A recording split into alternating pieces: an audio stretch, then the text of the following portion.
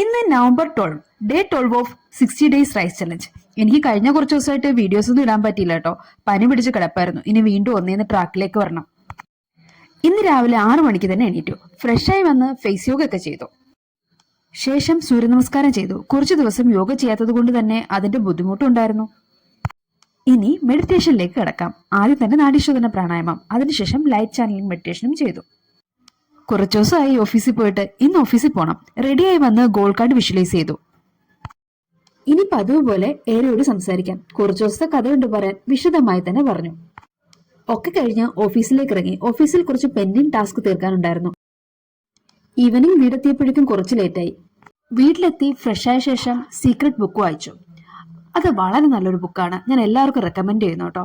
Law of അട്രാക്ഷനും മാനിഫെസ്റ്റേഷനും ഒക്കെ ചെയ്യണം എന്ന് ആഗ്രഹമുള്ളവരെല്ലാവരും ഈ ബുക്ക് വായിച്ചിരിക്കുക. വളരെ എഫക്റ്റീവാണ്. അതിനുശേഷം റിഫ്ലക്ഷൻ ജേർണലും ടു ഡു ലിസ്റ്റും ഒക്കെ എഴുതി.